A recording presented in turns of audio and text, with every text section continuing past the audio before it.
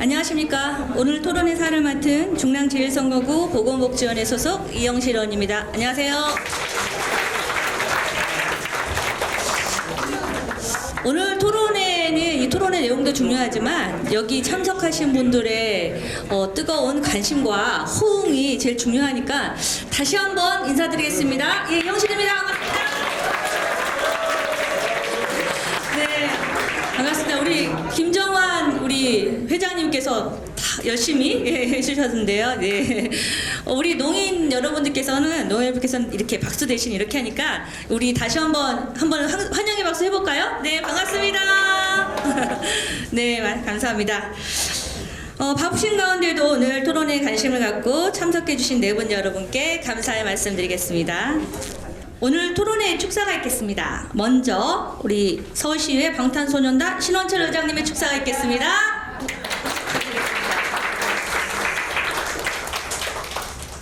아시다시피 일과 생활의 균형, 워라밸이 진짜 여느 때보다도 우리 국민들의 또 관심이 많고 또 정부에서도 이제 작년 주 52시간 근무제가 이제 7월에 시행이 됐죠. 그만큼 전국적으로 또 우리 모든 국민이라면 좀 바라는 사안이 아닐까 싶습니다. 개인적으로는요, 이게 제일 필요한 사람이 누구냐면 우리 선출직들입니다. 월화수목 금금금 토요일 일요일이 없어요. 저희는 제가 계산해 보니까 한 주당 84시간 90시간 가까이 일을 하더라고요. 네. 이 말이 너무나 좀 와닿습니다.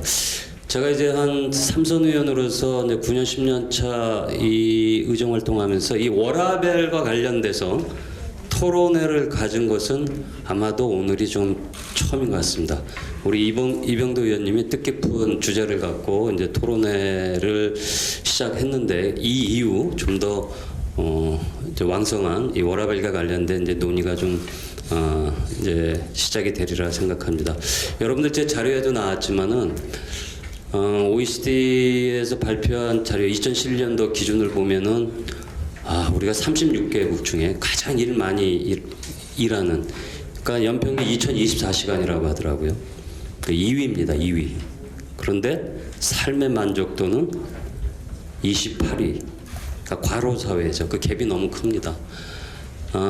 희망과 미래가 보이지 않으니까 또 우리 젊은 친구들이 연애도 포기하고 결혼도 포기하고, 지금 일이 무너졌잖아요.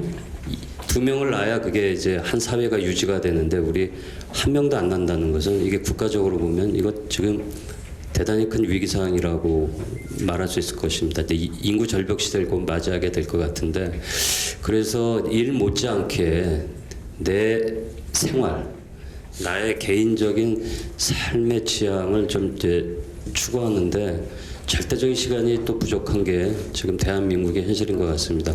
그래서 이제 젊은 친구들 보면 돈 많이 주는 게 중요한 게 아니라 이러한 내 시간을 좀 가질 수 있는 그 직업을 좀 가지려고 노력하고, 요새 이제 광고도 그렇지 않습니까? 이제 고참이 땅 하니까 가니까는 그 아주 당당하게 신입사원이 이제 저 가겠습니다. 이제 그런 광고를 보면서 일에 중독된 대한민국 사회였는데 이제 어떤 커다란 또 변곡점에 이제 다가서지 않았나 그런 생각이 듭니다. 그래서 일과 내 생활의 균형을 잘 잡는 것, 그것이 개인적으로 보면 한 사회도 건강해지고요, 또 개인도 건강해지는 또 중요한 이 주제인 것 같습니다. 아무쪼록 오늘 또 우리 여성가족 재단에서 강은혜 연구위원님이 좀 발제를 해주시죠. 예, 그 또 여러 또 전문위원님들, 전문가들 오셔서 논의가 될 텐데, 우리 서울시 의회에서 이 워라밸이 근데 오늘서부터 좀 본격적으로 많이 좀 논의되고 활성화되고 이 고민들을 해나가는 중요한 시간이 됐으면 좋겠습니다. 여러분 이렇게 얼굴 뵙게 돼서 다시 한번 감사하다는 말씀드립니다. 감사합니다. 다음은 우리 보건복지원회를 이끌어가시는 김여련 위원장님의 축사가 있겠습니다. 큰 박수 부탁드립니다. 이렇게 뜻깊은 자리에 바쁘신 가운데도 함께 참석하시고 함께 이 자리를 빛내주신 여러분들 환영하고 또 그리고 위원회가 열렸지만 또 이 자리에 함께하신 우리 존경하는 의원님들께도 감사의 인사드립니다.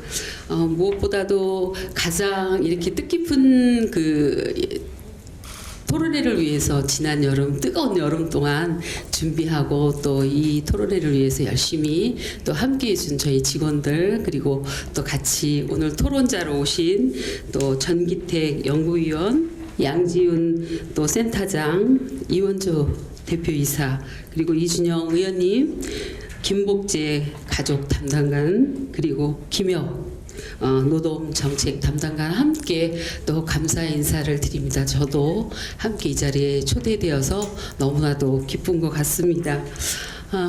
늘 바쁘신 가운데도 또 우리 모든 의원님들을 대표해서 우리 신원철 의장님 관심 또 기울여 주시고 늘 지원을 아끼지 않으신 거에 저희들 늘 감사드리고요. 고맙습니다. 다시 한번 인사드리겠습니다. 예. 그리고 저희 보건복지위원회가 토론회를 굉장히 많이 했습니다. 이렇게 현장에서 또 이렇게 현실에서 일어나는 그러한 일들을 같이 또 토론회를 통해서 정책으로 만드는 일에 같이 고민하고 또 그것을 또 조례나 그리고 저희들이 필요한 곳에 또 집행부도 같이 함께 할 수 있는 그런 현장이 있다는 것이 너무 무엇보다도 기쁘고요. 이 장소는 그래서 더욱더 또 뜻깊은 것 같습니다.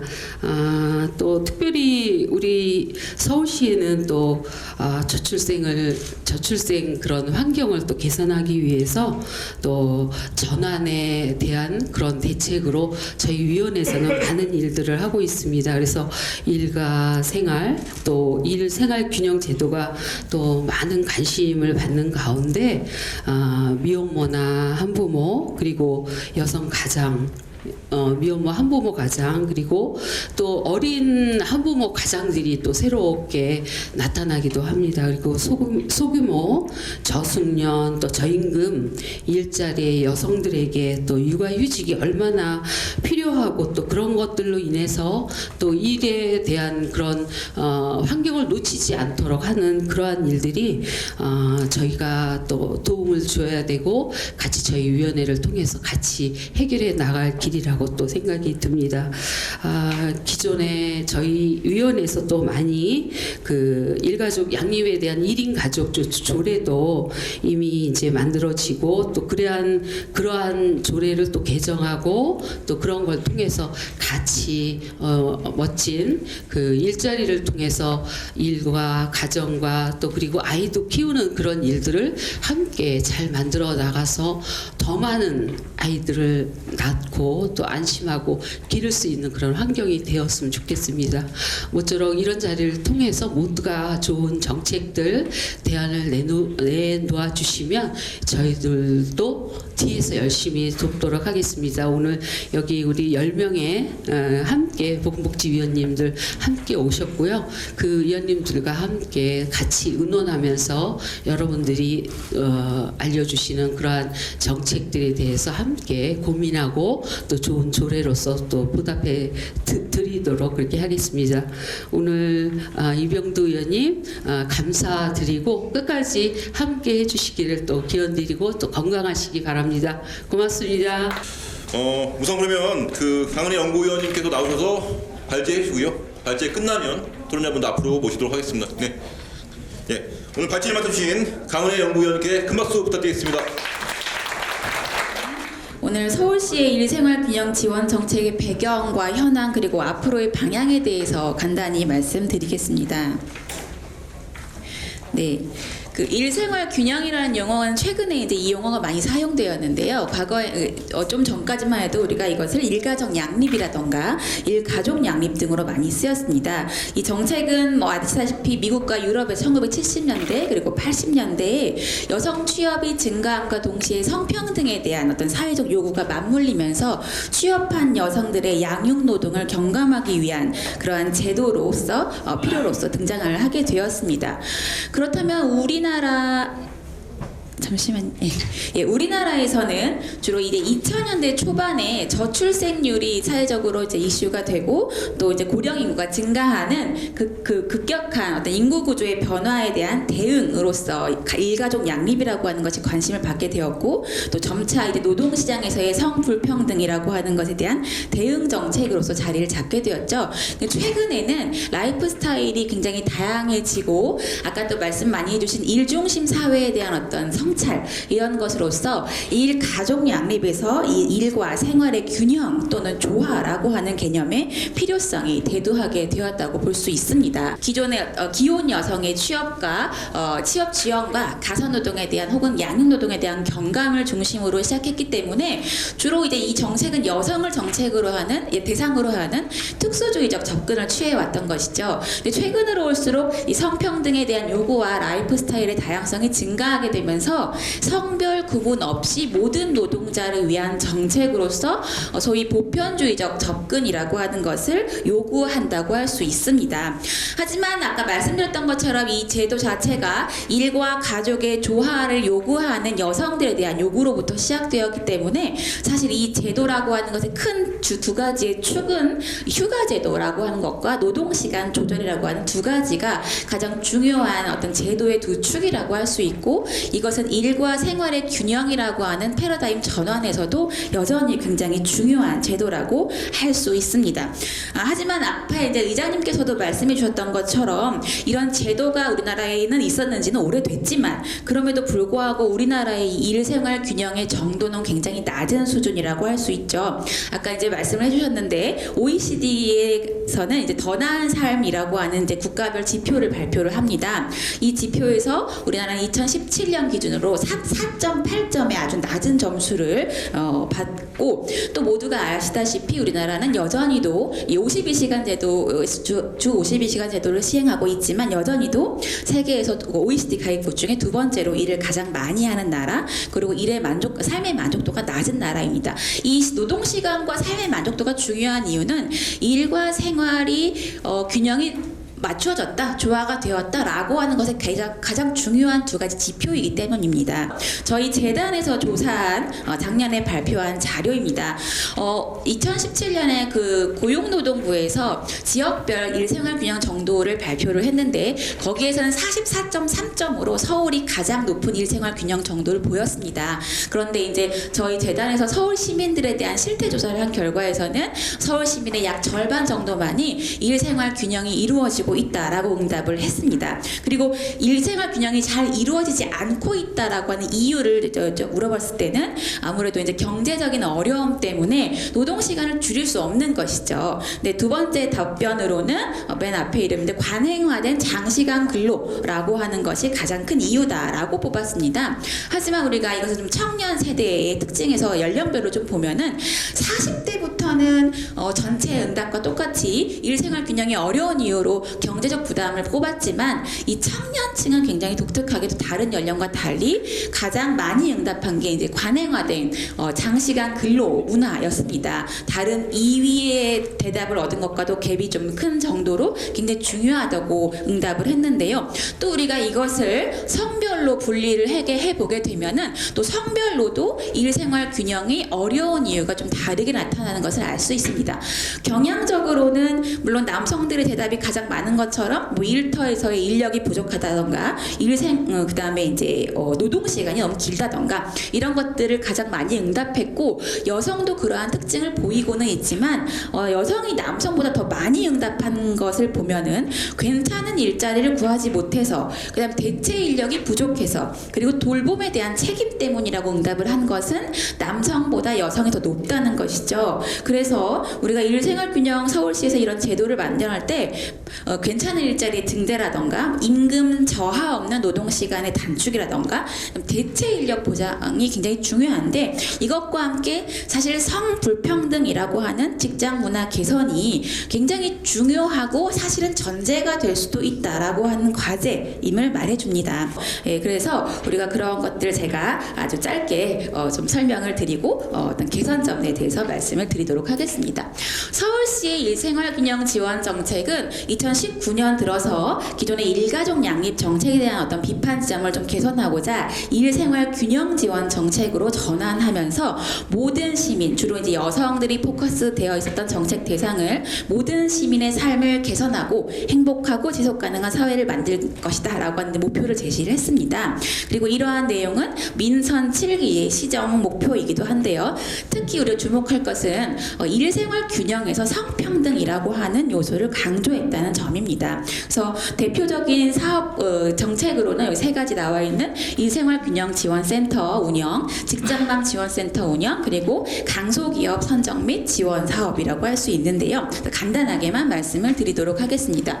우선 서울시 일생활균형 지원센터는 2014년에 저희 재단 내에 설치된 센터인데요. 이 센터는 서울시의 일생활 균형을 종합적이고 체계적으로 정책을 수립하고 수행하고 그리고 이제 추진하기 위해서 만들어진 기관으로 이 일생활 균형을 위한 네트워크 허브로서 기능하도록 만들어졌습니다. 그래서 주로 저희 센터에서는 일생활 균형 제도와 문화 확산을 위한 연구, 정책 개발, 교육, 컨설팅, 홍보 이런 것들을 수행을 하고 있습니다. 근데 이제 많은 분들이 공감하다시피 예산이나 인력이 소규모인 어떤 그런 특징들이 있고 또 서울시 자체의 일생활 균형을 중심적으로 이렇게 추진하기에는 위상이 낮은 문제 등이 좀 개선되어야 할 그런 과제로 있다고 할 수 있습니다. 두 번째로 직장맘 지원센터를 들 수 있고 이것은 참 서울시가 좀 선도적으로 하고 있는 추진 체계라고 볼 수 있을 텐데요.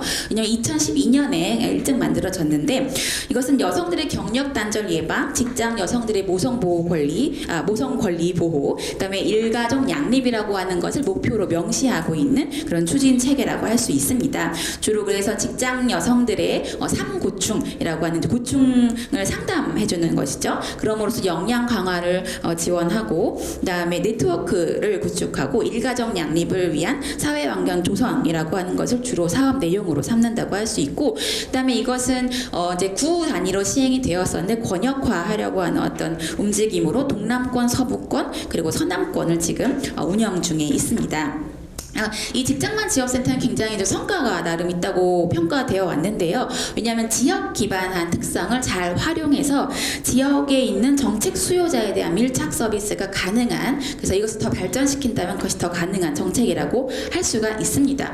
하지만 또 한편으로는 이 직장맘 지원센터이다 보니까 이 명칭이 갖고 있는 대상과 정책 범위의 한계를 좀 벗어날 필요가 있다, 좀 더 확대할 필요가 있다라고 하는 평가가 제시된 바 있고 저희 재단에서 수행한 연구에 의해서는 이 장기적으로 직장맘 지원센터가 여성 노동 권익센터로 확대를 하고 노동자에 대한 상담과 역량 강화가 지금 핵심이라고 한다면 그것을 조금 더 넘어서서 이 사회 노동 환경을 개선하는 대로 확장되어야 한다라고 하는 이 개선 과제가 제시될 바 있습니다. 마지막으로 주로 이제 서울시에서 일생활 균형으로 이렇게 명시적으로 하는 정책 중에 하나가 강소기업 선정 사업인데요. 이 강소기업 선정 사업은 서울시가 2016년부터 지금 3년째 해오고 있고 지금 현재 총 3년간 534개의 강소기업이 선정된 바 있습니다. 근데 이 강소기업 선정이 왜 일생활 균형 정책 중에 하나냐면은 최근에 서울시가 이 강소기업 선정을 성평등 일생활 균형으로 사업명에 명시함으로써 이 정책의 성평등 일생활 균형이라고 하는 기조를 명확히 한 바 있습니다. 그래서 공공기관에서 인증을 받은 기업들을 대상으로 청년 일자리 창출이라던가 여성 인력에 대한 어떤 보강이라던가 그다음에 일생활 성평등 인생관 균형에 대한 어떤 개선 이런 지점이 높은 이런 회사들을 지정을 해서 선정해서 지원하는 사업입니다.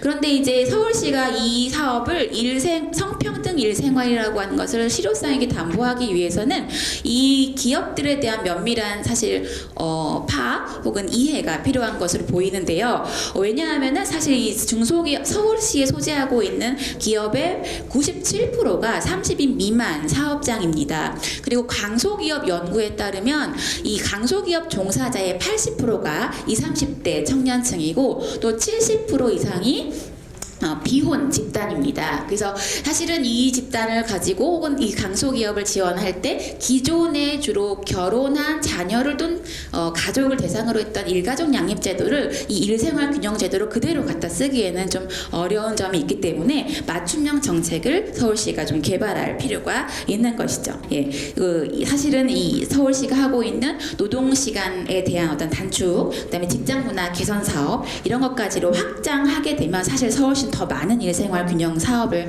하고 있습니다. 근데 그럼에도 불구하고 앞에서 살펴봤던 것처럼 사실 한국 사회의 일생활균형 정도가 낮죠. 그리고 사실 서울 시민의 한정에 보면은 정책 인지도는 굉장히 높은 편인데 활용도는 그에 비해 상당히 떨어지는, 사실 좀 놀랄 정도로 낮은 수준입니다. 그렇기 때문에 사실 지금까지 정책이 있어 왔지만 실효성을 거두고 있다라고 평가하기는 어려운 측면들이 존재하는 것이죠. 그래서 이것들을 개선하기 위해서 여기서 구체적인 건 말씀 못 드리지만 이 큰 틀에서 서울시가 어떻게 정책을 좀 끌고 가야 할지에 대해서 말씀을 드리도록 하겠습니다. 현재 정책들이 일생활균형으로 패러다임을 전환했지만 여전히 많은 정책들은 앞에 부분에 좀 중심이 초점이 아직 맞춰져 있습니다. 사실 그래서 여성 노동자 보호, 자녀 양육 노동자, 그다음에 공공부문, 대기업 중심, 직장 중심의 일가족 양립이라고 하는 이런 방향성에서 앞으로 지금도 물론 시도는 하고 있지만 남성 노동자의 부성을 강화하는 부성 지원을 강화하는 방식, 포괄적인 돌봄 지원, 자녀만 돌봄을 필요로 하는 것이 아니라 부모라던가 환자라던가 이렇게 노인분들 이런 분들도 돌봄이 필요하지만 이런 정책에서는 많이 빠져 있기 때문에 이런 부분으로도 확장이 되어야 하고, 민간 부분, 소규모 및 정책 사각지대에 놓여 있는 분들에 대한 맞춤형 서비스라던가, 그다음에 직장 중심이 아니라 직장과 사회와 이 가족이 함께 연계되는 서비스로 정책의 방향을 바꿀 필요가 있을 것입니다. 그다음에 가장 중요한 것은 이러한 일생활균형 정책을 수립하고 추진하는 데 있어서 핵심적인 고려 요소들이 있는데요.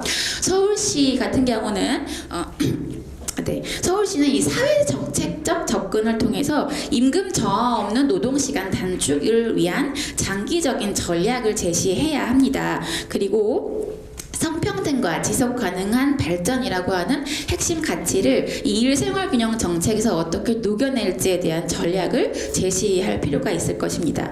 기업 같은 경우도 노동시간 단축을 포함한 노동시간을 유연하게 사용할 수 있는 모델을 사실 개발하거나 혹은 선도적으로 실험할 수 있는 그런 자세가 필요하다고 보이고요. 또 노동자의 건강과 안전, 교육 훈련, 그리고 창의적인 기업 문화를 만드는 정책이 이제 기업 수준에서도 이제 필요한 부분이라고 할 수 있죠. 개인과 가족들의 경우는 이러한 조건들 속에서 시간에 대한 자율성을 확보할 수 있다면 이를 통한 사회 참여라든가 돌봄을 가족 내에서도 충분히 또 이제 사회와 함께 수행을 한다던가 공동체에 대한 기여 이런 부분들도 달성할 수 있을 것이라고 볼 수 있습니다. 서울시가 이러한 것들의 요소가 달성 가능하기 위해서는 일생활균형 정책이 종합적이고 체계적으로 추진될 수 있는 시스템이 마련될 필요가 있는데요.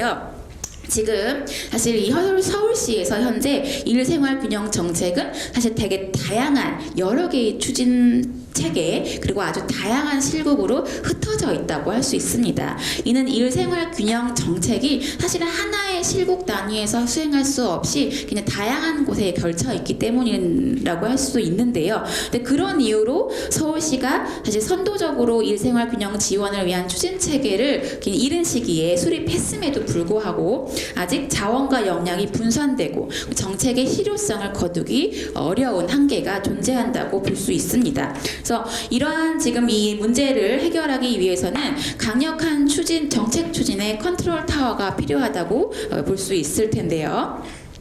예를 들면 서울시 성평등 일생활균형위원회와 같은 어떤 추진 체계를 통해서 기존의 정책들을 효율적으로 재편하고 그다음에 위상들을 재정립하고 거버넌스를 구축하여 지속가능한 서울시 성평등 일생활균형 정책을 추진할 필요가 있습니다. 또 이를 위해서는 또 근거 법령인 조례가 마련될 필요가 있을 텐데요. 이 조례를 통해서 서울시의 일생활균형 정책을 포괄적으로 추진할 수 있는 어떤 근거라든가 혹은 일생활 균형을 위한 기업 문화, 기업에 대한 지원 근거, 그다음에 예를 들면 성희롱 예방 교육이 우리가 굉장히 이런 조례 대회나 어떤 운동 이런 것들을 통해서 교육이 의무화되었지 않습니까? 이와 마찬가지로 일생활 균형 직장 문화 교육의 의무화라고 하는 이러한 어떤 근거들을 마련할 필요가 있는데 앞서 살펴본 서울시의 정책에서 저희가 꼭 되게 중요하다라고 생각했던 것은 이 관리자급에 대한 보통 우리가 이런 교육 이러면은 노동자들 근로자들에 대한 의무 교육을 많이 얘기하지만 관리자급에 대한 어떤 의무 교육 이런 것들이 반드시 근거가 필요하다라는 생각을 해보았습니다. 저희가 그래서 조례를 근거로 수립된 이런 위원회에서는 노동과 가족, 기업과 여가 등과 관련된 전문가나 그다음에 서울시의 담당자, 시민단체 등이 참여하는 기구로 서울시의 성평등 일생활 균형 정책 총괄과 이 컨트롤 타워의 기능을 수행하는 추진 체계로서 정책 거버넌스를 구축하고 이를 통해 성평등 일생활 균형이 가능한 서울시를 만드는 데 기여할 수 있을 것으로 기대를 합니다. 이상으로 빠르게 말씀드리고 15분 안에 말씀을 드리느라고 빠르게 말씀드렸는데요. 이제 핵심적인 세 가지를 이제 살펴보고 방향에 대해서 간단히 말씀드렸는데 민선 7기 시정 목표 중에 하나가 이제 내 삶이 행복한 서울이지 않습니까? 네, 그래서 서울 시민의 행복 그 성평등 일생활 균형이 그러한 비전을 달성하는데 매우 중요한 과제이기 때문에 이후에 강력한 추진 체계가 만들어지기 위한 시도들이 이어지면 좋겠습니다. 네, 발표를 마치겠습니다. 감사합니다. 그 강은혜 연구위원님께서 굉장히 다양한 포괄적인 내용들을 좀 발표해 주셨는데요. 그 일생활 균형이라고 하는 것들의 어떤 의미와 배경들 그리고 현재 서울시에서 추진되고 있는 다양한 정책들도 말씀해 주셨고요. 그리고 이런 정책들을 바탕으로 앞으로 좀 더 개선해야 될 방향들, 발전해 나가야 될 방향들을 좀 말씀해 주셨습니다. 자, 먼저 우리 전기택 한국역정책연구원님께서 발표를 좀 해주시겠습니다. 관련된 행사에 남성이 와서 토론하는 것도 아주 좋은 경험이라고 생각을 하고 이게 지금 서울시에서 추진하고 있는 성평등한 일생활 균형 정책의 방향에 맞는 그런 자리가 아닌가 생각이 듭니다.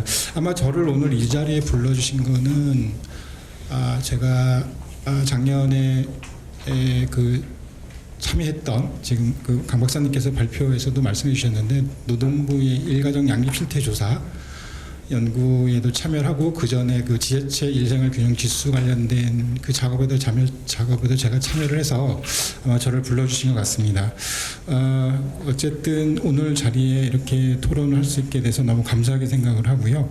제가 미리 이제 토론문을 준비해 왔기 때문에 토론문 중심으로 해서 말씀을 드리겠습니다.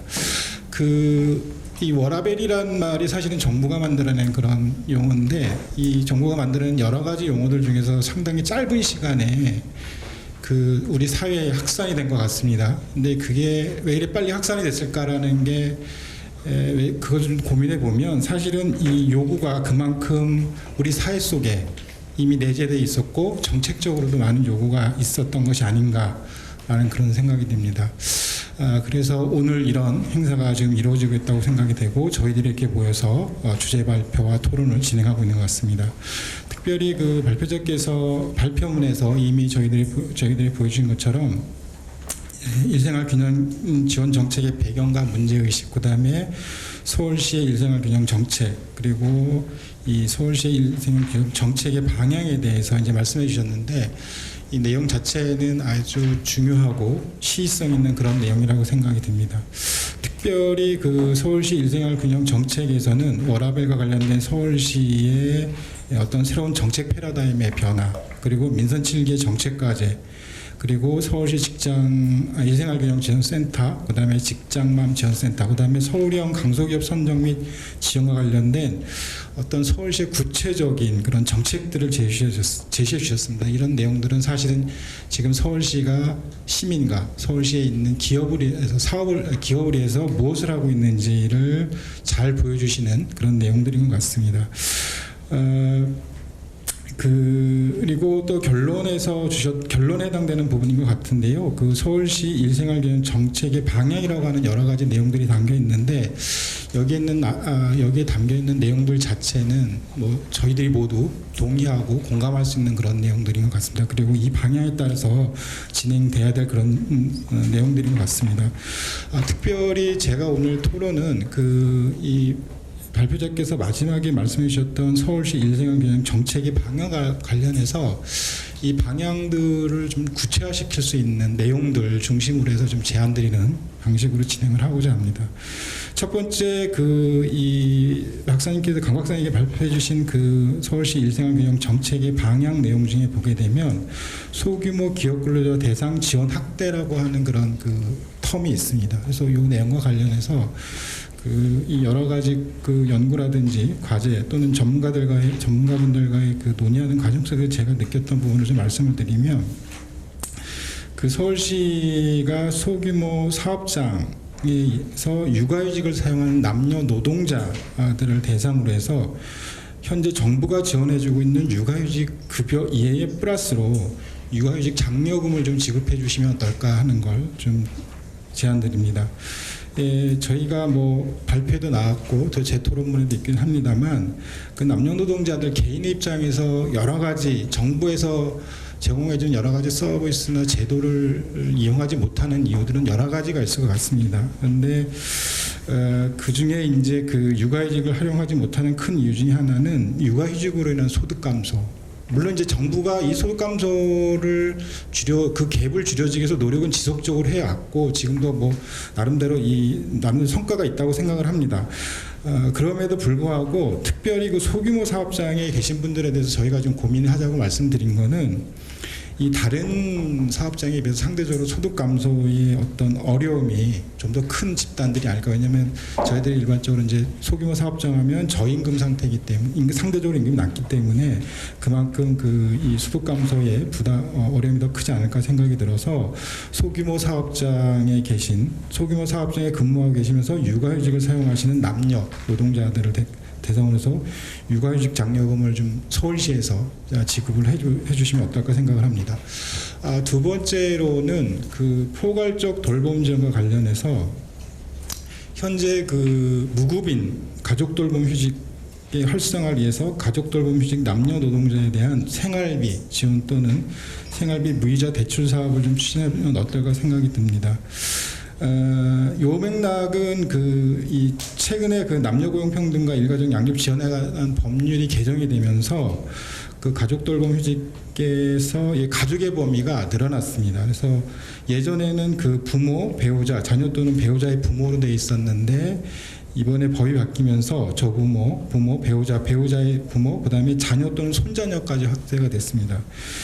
그러나 이렇게 그 가족 돌봄 휴직의 어떤 그 대상이나 수요가 존재하고 있지만 현재는 무급으로 돼 있어서 사실은 이 어떤 가족 돌봄 휴직 사용에 한계가 좀 있는 것 같습니다. 그래서 가족 돌봄 휴직 남녀 노동자들의 어떤 경제적 부담을 완화한다는 측면에서 사실은 저희가 이제 좀 더 선진적으로 한다면 사실은 가족휴직 급여를 정부에서 지급해주는 부분에 대해서 제한할 수 있고 실제로 이제 그렇게 급여를 지급하는 국가들이 있긴 합니다. 그런데 거기까지 가려면 아무래도 이제 사회적인 합의가 좀 더 필요하기 때문에 일단 현실적으로 가능한 수준에서 이미 말씀드렸던 생활비를 지원하거나 생활비를 무이자로 대출해주는 것, 이 역시 이제 다른 외국 사례에서는 이루어지고 있는 그런 제도들이거든요. 그런 것들을 서울시에서 좀 선도적으로 추진해 보시면 어떨까라는 그런 제안을 좀 드리고 싶습니다. 그리고 세 번째로는 그 남성 근로자의 부성 지원 강화 관련해서 배우자 출산휴가 활용 실적을 서울형 강소기업 선정 평가 항목에 좀 추가해 보시면 어떨까 제안을 드립니다. 현재로는 육아휴직과 관련된 내용들은 있으신 것 같더라고요. 근데 이미 말씀드렸던 것처럼 이 남녀 고평법이 최근에 바뀌면서 개정이 되면서 배우자 출산휴가가 기존 5일, 그런데 이제 기존 5일은 3일은 유급이고 2일은 무급이었습니다. 근데 5일에서 유급 10일로 바뀌었습니다. 그러니까 유급 열흘 모두가 유급이거든요. 그런데 저희들이 그 배우자 출산휴가 제도와 관련해서 좀 상황을 좀 보게 되면 밑에 있는 그래프가 작년에 제가 참여했던 노동부의 그 일가정 양립 실태 조사에서 배우자 출산휴가에 대한 그 인지도, 그러니까 여기서는 특별히 이제 사업체에 있는 인사 담당자들을 대상으로 조사를 했거든요. 근데 그분들 대상으로 조사했을 때 보시는 것처럼 인지도가 그렇게 뭐 지역별로 편차가 있긴 합니다만 이렇게 높지가 못합니다. 가장 인지도가 높은 건 출산휴가, 산전후 휴가제도에 대한 인지도가 가장 높습니다. 왜냐하면 역사가 오래됐기 때문에 오래된 제도들은 인지도가 높습니다. 그런데 상대적으로 배우자 출산휴가는 그 역사가 짧은 제도이기 때문에 인지도가 좀 높지 못한 그런 부분이 있고요.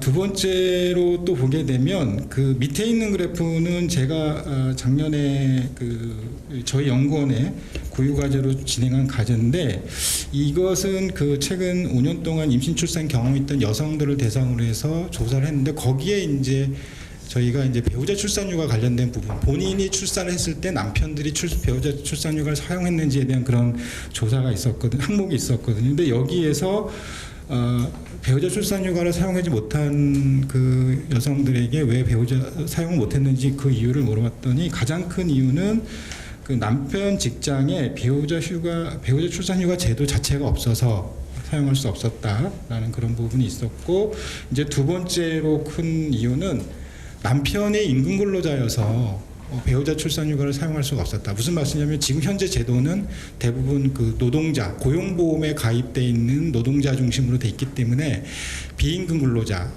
그러니까 1인 사업체의 사업주라든지 고용주 같은 분들 같은 경우 사실은 이제 정책 대상이 되고 있지 못하거든요. 그런 분의 부인이 출산했을 경우에 배우자들이 이제 배우자 출산휴가를 사용하지 못한 그런 경우가 있었고, 그 다음에 이제 세 번째로는 남편 직장에 이제 배우자 출산휴가 제도는 있긴 한데 그 상사나 동료들이 별로 좋아하지 않았다는 거죠. 그러니까 이게 이제 조직에서 남성들이 배우자 출산휴가를 사용할 수 있는 어떤 자유로운 조직 문화가 형성이 돼 있지 못하다는 걸 보여주는 거겠죠. 그런 이제 그렇게 자유로운 문화 자체가 이렇게 경직되어 있는 것은 여러 가지 원인에 의해서일 수 있을 것 같습니다. 조직 자체가 남성 중심 조직인 경우에 사실은 이제 남성들이 배우자 출산휴가 간다는 것에 대해서 이렇게 다른 동료들, 남성 동료들이 이렇게 쉽게 수용이 안 될 수도 있겠죠. 그래서 그런 부분에 있어서 어떻게 보게 되면 여러 가지 이유로 이제 배우자 남편들이 자기 이 아내가 출산했을 때 자기가 사용할 수 있는 배우자 출산휴가 제도 자체도 이제 다른 사람들의 눈치를 보고서 지금 못 쓰고 있는, 사용하지 못하고 있는 그런 상황인 것 같습니다. 그래서 이런 그 기업체 수준에서의 원인, 그 다음에 근로자들 수준에서의 여러 가지 원인으로 인해서 지금 배우자 출산휴가 제도가 충분히 활용되지 못하고 있고, 사실 제가 이제 배우자 출산휴가 제도 말씀드린 건 지금 현재 제도에서 배우자 남성과 그러니까 배우자와 관련된 제도는 크게 이제 배우자 출산휴가 제도, 그 다음에 남성들에게 육아휴직을 많이 사용하게 하려는 그런 이제 이 큰 그 도구가 있는데, 그 중에 특별히 이제 배우자 출산휴가에 대해서 좀 강조를 드리고, 그 다음에 이 기간이 늘어났기 때문에 그만큼 좀 확대를 해야 될 것 같습니다. 그래서 이미 말씀드렸던 서울시가 가지고 있는 자원으로서 서울형 강소기업이라고 하는 이 제도 자체가 좋은 제도이고, 이 제도의 어떤 툴을 이용해서 기업 현장에서 그 배우자 출산휴가가 좀 확산될 수 있는 그런 계기를 만들어 주시면 어떨까 생각을 합니다. 이미 발표해 주신 서울시 일생활균형지원센터와 직장맘 지원센터의 역할이 좀 더 커져야 되지 않을까라는 그런 생각을 해봤습니다. 서울시 일생활균형지원센터 같은 경우는 기업 또는 사업체를 이 사업 대상으로 하고 있고, 직장맘 지원센터는 그 남녀 노동자들을 사업 대상으로 하고 있습니다. 그래서 이 두 개의 센터들의 역할이 강화됨으로 인해서 기업과 노동자의 일생활 균형, 문화 확산이라든지 제도의 어떤 운영의 활용 확대라는 측면이 노동자와 기업이라는 양쪽 측면에서 일종의 쌍끌이를 할 수 있는 그런 계기가 될 수 있지 않을까 이렇게 생각합니다. 예, 이상으로 토론을 모두 마치도록 하겠습니다. 감사합니다. 실제로 일생활균형 이 정책의 방향들에 대해서 이것들이 실효성 있는 정책들이 되기 위해서는 이제 사회 환경 변화가 되게 중요하다고 말씀하셨고, 그것과 연관 지어서 그 방향들에 이제 공감하시면서 실제로 이제 그 방향들이 좀 더 실효성 있는 그런 것들이 될 수 있도록 이제 구체적인 좀 제안을 해주셨습니다. 4가지 정도로 해주셨는데요. 우선 이제 그 소규모 기업 근로자 대상으로 상대적으로 좀 이제 그 제도가 있지만 잘 활용하지 못하는, 그리고 임금도 좀 낮은 소규모 기업 근로자 대상으로 육아휴직을 좀 사용할 수 있도록 육아휴직 장려금 제도를 서울시에서 좀 도입하면 어떨까라고 하는 것들도 제안을 주셨고요. 이제 법도 바뀌었는데 이제 가족 돌봄을 위해서 그런 휴직들이 좀 제도는 있지만 실제로 이제 그런 것들이 이제 잘 활용되지 못하고 있는데, 그런 것들이 좀 활용될 수 있도록 뭐 생활비 지원이라던가 무이자 대출 같은 것들을 통해서 그 가족 돌봄 휴직들이 좀 더 활성화될 수 있도록 지원을 했으면 좋겠다라고 하는 말씀을 해줬습니다. 그리고 현재 이제 그 서울시에서 그 진행되고 있는 좀 의미 있는 제도, 서울형 강소기업 지원 제도가 있는데, 그 지원 제도에 얼마 전에 굉장히 의미 있게 이제 법이 개정됐잖아요. 그 남성 그 배우자 출산휴가가 5일에서 10일로 바뀌었는데, 그것들이 좀 더 활성화될 수 있도록 그 서울형 강소기업 지원 제도에 그것들이 얼마나 잘 사용되는지 이것들을 반영할 수 있는 것도 말씀해 주셨고요. 마지막으로 또 이제 서울시의 지금 중요한 그 추진 체계죠. 일생활균형지원센터와 또 직장맘지원센터의 역할들이 좀 더 강화돼서 기업과 어떤 노동자들이 그 일생활균형이라는 것들이 좀 더 그 노동자와 기업의 관점에서 일생활균형이 좀 더 잘 추진될 수 있도록 이런 역할들이 커질 필요가 있다. 이렇게 좀 구체적인 제안을 해주신 것 같습니다. 네, 그럼 계속해서 그 두 번째 발표자분들의 발표를 들어보겠습니다. 어떻게 보면 현장에서 이제 그 여성 노동자분들을 굉장히 많이 이제 접하시고 굉장히 많은 고민을 하고 계신 분인데요. 예, 우리 서부권 직장맘 지원센터의 양지훈 센터장님의 발표를 들어보도록 하겠습니다. 서울시 서부권 직장맘 지원센터 센터장 양지은입니다.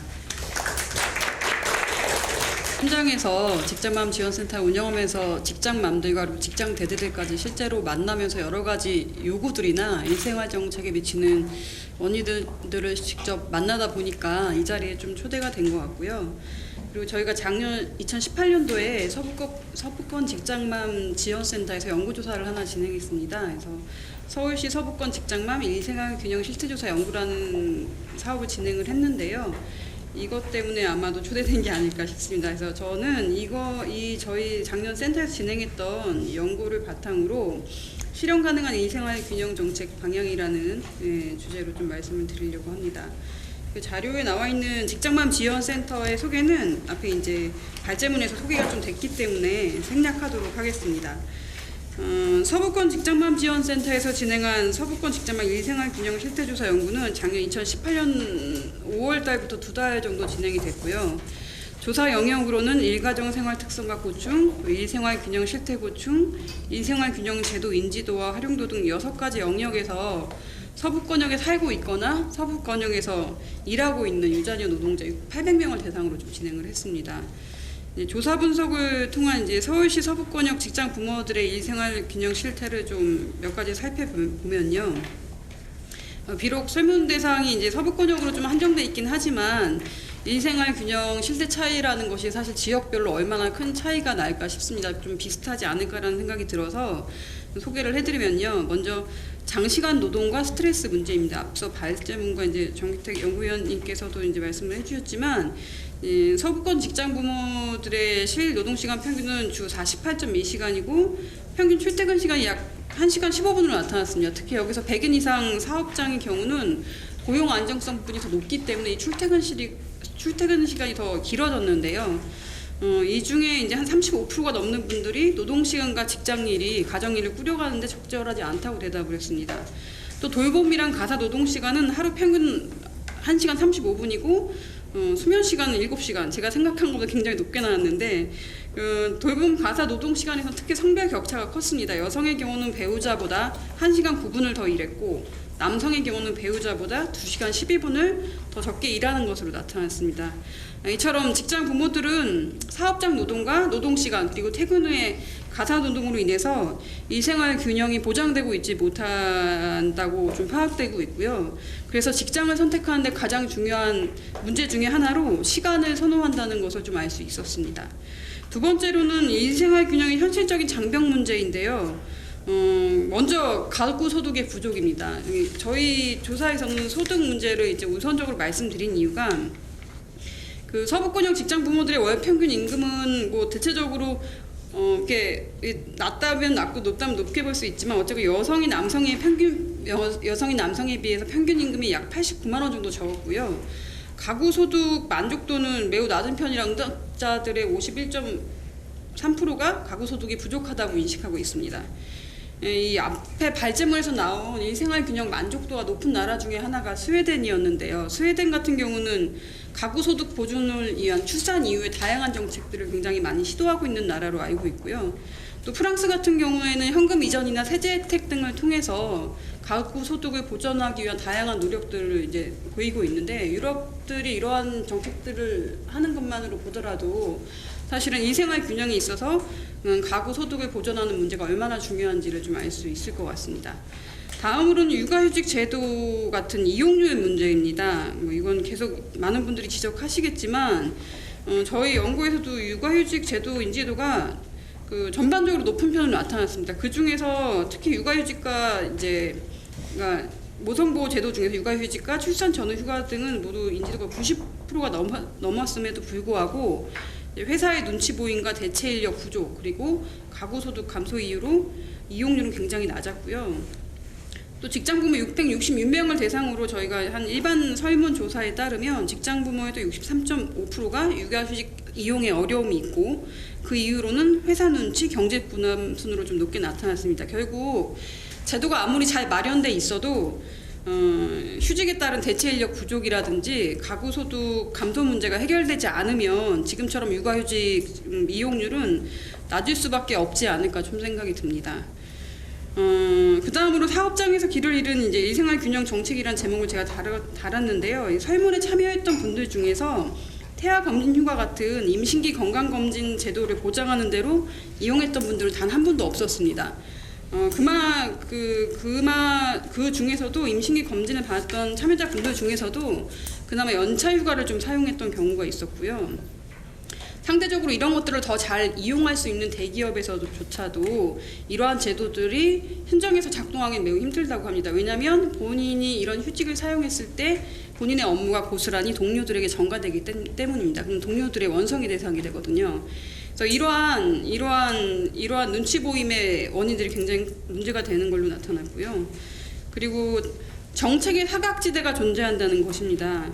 회사들 같은 경우는 여성들이 복직하지 않고 퇴사한다 이런 전제하에 채용과 인력 관리 비용이 고스란히 회사의 부담으로 남는다고 생각하고 있습니다. 그래서 육아휴직과 퇴사를 맞교환하는 형식으로 상당수의 직장 여성들이 육아휴직을 쓰고 있는데요. 이게 이제 남성 육아휴직으로 가면 좀 더 심각하게 나타납니다. 남성 육아휴직은 이게 여성들보다 대기업, 공공부문, 정규직 편향성이 더 강하고, 그리고 가부장적이고, 그리고 성별 역할 인식이 관료화된 조직 생활을 하고 있기 때문에 모든 위험을 감수하면서 육아휴직을 사용하는 게 정말 쉽지 않습니다. 다음 말씀드리고 싶은 건 이제 서구권 직장 부모들이지만 그 분들이 일생활 균형을 위해 필요하다고 생각하는 정책들을 좀 몇 가지 살펴봤는데요. 먼저 일과 생활 영역의 시차에 따른 정기적인 돌봄 공백 해소 문제입니다. 출퇴근 시간이랑 등원 시간 시차에 따른 돌봄 공백이 정기적으로 항상 발생하는 요인인데요.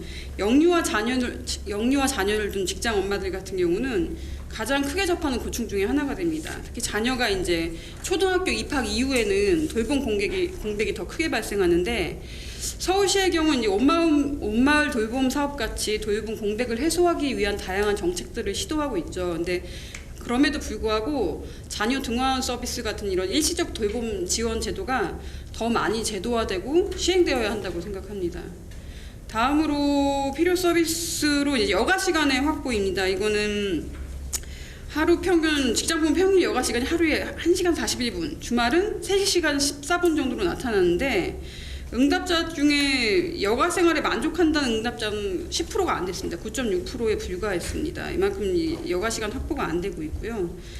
그 다음 또 중요하게 얘기하고 있는 게 일생활 갈등의 원인 해소입니다. 이거는 여기 토론문에 나와 있는 것처럼 일로 인해 가정에서 생기는 갈등들, 그리고 가정에서의 일로 직장에서 생기는 갈등의 원인들, 결국 그러니까 일과 직장 생활 두 개를 병행함으로써 나타나는 여러 가지 갈등 원인들이 해소하는 것이 일생활 균형에 매우 중요하다고 좀 대답을 했습니다.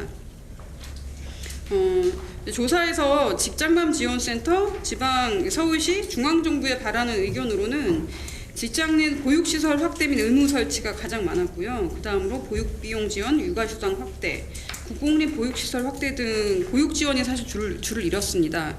그 밖에도 직장 연장 및 휴일근무 지향과 유연근무제 정착화 등 노동시간에 관련 의견도 상당히 높은 비중을 보이고 있었습니다.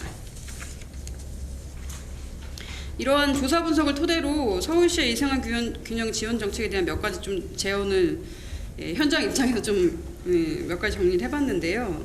먼저 새로운 정책들을 추가적으로 많이 만들어내기보다는 기존의 제도들이 현실화될 수 있는 지원 방법들을 좀 모색해야 된다고 생각합니다. 이제 제도 육아휴직 같은 제도 인지율이 높은 반면에 이제 이용률이 현저하게 낮은 것들은 결국은 이제 현실과의 괴리 문제가 있고, 이것들은 출산 이후에 가계소득을 보존하는 문제와 함께 여성 고용시장의 안정화, 그리고 제도를 눈치 보지 않고 사용할 수 있게 할 수 있는 기업 환경 변화 등을 종합적으로 고려해서 좀 접근해야 된다고 생각합니다. 그 다음 중앙정부와 지방정부의 서울시의 역할 제고인데요. 중앙정부는 우선적으로 이 생활균형을 위한 기존의 법 제도들이 정상적으로 운영될 수 있도록 하는 감시 역할과 함께 사업장 환경 변화를 유도할 수 있는 것들에 최선을 다해야 된다고 생각합니다. 그리고 서울시 지방정부는 기업의 다양한 세제 혜택 그리고 여가시간 확보를 위한 지방 서울시 차원의 다양한 대책이 좀 필요해 보입니다. 예를 들면 노동시간 단축과 함께 장기적으로 해결이 필요하다고 생각되는 것 중에 하나가 사실 출퇴근 시간 단축 문제인데요. 노동시간이 아무리 단축돼도 주거 안정이 해결되지 않으면 근본적인 여가시간은 확보되기가 어렵습니다. 그래서 이제 서울시 같은 경우는 서울주택공사가 이제 임대주택이라든지 주거정책 등을 통해 이제 출퇴근 시간을 줄일 수 있는 이제 실현 가능한 방법들을 찾아볼 수 있지 않을지 좀 이런 생각을 해봤습니다. 다음으로는 이 생활균형 추진을 위한 주체 마련입니다. 이제 현재 서울시에는 이 생활균형 정책을 추진할 수 있는 기관들이 있는데 이제 서울시 내부 체계를 이제 통합하는 추진 주체 마련이 좀 시급해 보이고요. 또 현재 이제 서울시 이생활균형지원센터가 있는데 이 사업 추진을 위한 효과적 기구 검토가 또 필요해 보입니다. 이제 토론문에는 이생활균형지원센터에 직용하던 의견을 몇 가지 적긴 했는데 이게 어떤 것이 좀 정답이라기보다는 이 일생활균형 정책을 위한 중추적 역할을 수행할 수 있는 조직 운영 방식이 좀 다양하게 검토가 필요해 보이고요. 또 기구 형태뿐만이 아니라 기능을 수행할 수 있는 예산 지원 문제 등도 되게 중요한 문제일 거라고 생각합니다. 다음으로 이제 직장맘 지원센터 같은 직장맘 지원센터 위상 제고인데요. 이것은 제목은 제가 직장맘 지원센터라고 했지만 유독 직장맘 지원센터뿐만이 아니라 전반적으로 이 생활 균형을 지원하는 기관들의 공통적인 내용일 거라고 생각합니다. 직장맘 지원센터가 이 생활 균형의 이제 추진 주체로서 한 축을 이루기 위해서는 지금처럼 모성보호 법률 등의 상당 기능을 넘어서는 여성 고용 안정화 그리고 이 생활 균형을 위한 이제 사업장의 환경 변화를 유도할 수 있는 사업들 그리고 일하는 여성들의 워라밸을 실현할 수 있는 문화복지 사업 등 전반 이제 일하는 여성들의 워라밸이 실현될 수 있는 다양한 사업이 가능하도록 예산이라든지 인력 등이 보장되어야 된다고 생각합니다. 마지막으로 이제 서울시 일생활 균형 정책이 이제 여성들한테 이제 좌절이나 포기를 반복적으로 안기는 것이 아니라 미래 세대를 위한 건설적인 이제 생산 과정이 되게 좀 희망해 봅니다. 이상 발제를 마치겠습니다. 뭐 부모들을 이제 많이 접하셔서 실태 조사를 하셨기 때문에 굉장히 우리 사회의 현실적인 것들을 많이 말씀해 주신 것 같습니다. 그래서 뭐 제가 이제 좀 의미 있게 봤던 것들은 그 일생활 균형에 있어서도 굉장히 성평등 관점이라고 하는 것들이 굉장히 유효하고 중요하겠구나라고 하는 것들을 이제 느낄 수 있었습니다. 왜냐하면 이제 그 돌봄 가사 노동에 있어서 훨씬 남성에 비해서 여성이 투여하는 시간들이 좀 많다는 것들 그리고 실제로 이제 그 가구 소득에 있어서도 훨씬 남성 노동자가 여성 노동자에 비해서 소득이 많다라고 하는 것들 뭐 이런 것들이 좀 이제 그런 고민들을 하게 했고요.